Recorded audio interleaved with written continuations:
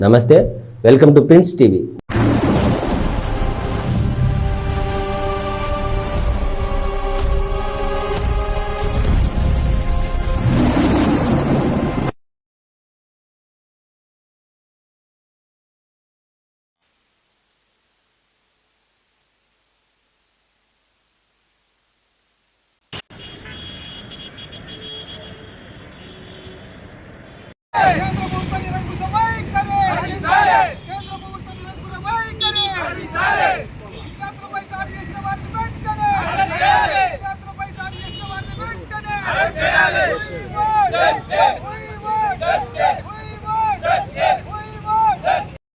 అనంతపురం పట్టణంనందు అంబేద్కర్ గారి విగ్రహం దగ్గర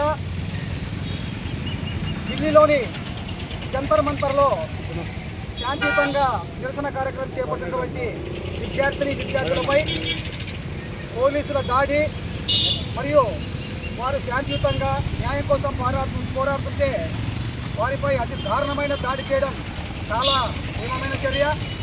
ఈ చర్యని ఖండిస్తూ ఎంఆర్పిఎస్ వ్యవస్థాపక జాతీయ అధ్యక్షులు శ్రీ ఉసురపాటి బ్రహ్మయ్య గారి కమిటీ తరఫున ఉమ్మడి అనంతపురం జిల్లా కమిటీ ఆధ్వర్యంలో ఈ నిరసన కార్యక్రమం చేపట్టడం జరిగింది. ఏదైతే కేంద్ర విద్యాశాఖ మంత్రి గారైతే ఉన్నారో అతను విద్యార్థుల జీవితాలతో చెలగాటమాడుతూ వాళ్ళు ఎన్నో ఏళ్లుగా తల్లిదండ్రులు కష్టపడి పిల్లల కోసం అహర్నిశలు కష్టపడి శ్రమించి వాళ్ళు కష్టపడి చదివితే పేపర్ లీకేజీ విషయంలో కావచ్చు, వాళ్ళ జీవిత విషయంలో కావచ్చు, కేంద్ర మంత్రి గారు చాలా నిర్లక్ష్యం వ్యవహరిస్తూ ఆ నీట్ పరీక్షలు ఏదైతే ఉందో ఆ పరీక్షల లీకేజీకి ప్రధాన కారణం. ఆ తర్వాత ప్రధానమంత్రి గారు కూడా దానిపైన ఎటువంటి చర్య తీసుకోకుండా అంతటి స్కామ్ జరిగినా కూడా పేపర్ లీకేజ్ బయటకు వచ్చి అంతటి స్కామ్ జరిగి విద్యార్థుల జీవితాలతో చెలగాటమాడుతున్నా కూడా కేంద్ర ప్రభుత్వంలో ముఖ్యమైనటువంటి ప్రధానమంత్రి గారు కావచ్చు లేదా కేంద్ర మంత్రులు ఎవరైనా కావచ్చు దీనిపై స్పందించకుండా ఆ లీకేజీ సంబంధించిన వారిని కాపాడి ముద్దాయిలను కూడా కాపాడి జీవితాలతో చెలగాటమాడుతున్న వారిపై విద్యార్థులు శాంతియుతంగా ధర్నా కార్యక్రమం చేపడుతుంటే వారిపై పోలీసులు ఉసుగొల్పి వారిపై అతి దారుణంగా వారిపై దాడి చేయడం అనేది చాలా దారుణమైన విషయం.